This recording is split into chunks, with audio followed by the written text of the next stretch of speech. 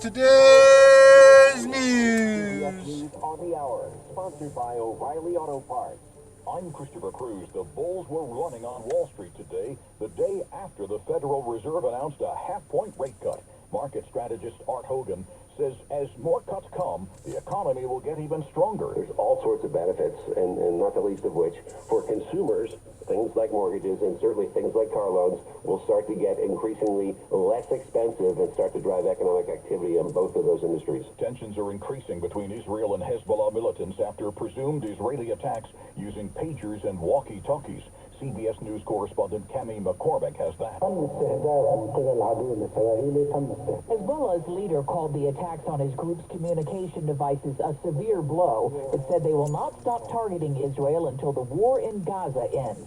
And as tensions grow, the families of hostages held by Hamas are growing more worried about the ceasefire talks. We hope that our leaders will choose the life of their own people over their own political survival. The Israeli military struck Hezbollah targets in Lebanon shortly before the speech by Hassan Nasrallah. The Israeli Air Force says it hit 30 rocket launcher sites today. Vice President Kamala Harris is in Battleground, Michigan, where she'll participate in an event with Oprah Winfrey. CBS's Caitlin Huey-Burns is with the Harris campaign. Oprah endorsed Kamala Harris. She spoke at the Democratic National Convention in Chicago and is hosting this live stream event. It's also going to have a live audience of about 400 people here in Detroit. Donald Trump will be in Washington tonight to speak at an event called Fighting Anti-Semitism in America. Students from a private middle school in Atlanta walked out of classes and marched to the state capitol to protest Georgia's gun laws.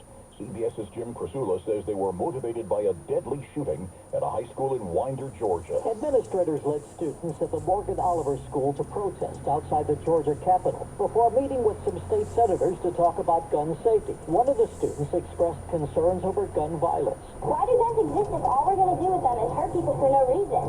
And these kids that are shooting at school should not be fully responsible.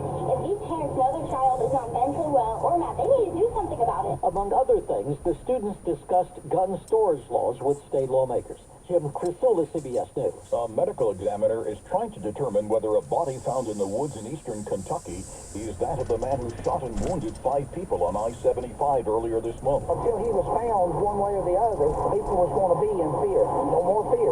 He's not going to bother nobody. Schools and businesses have been closed, church services canceled. The Dow closed up 1.25% today. S&P 500 almost 2%.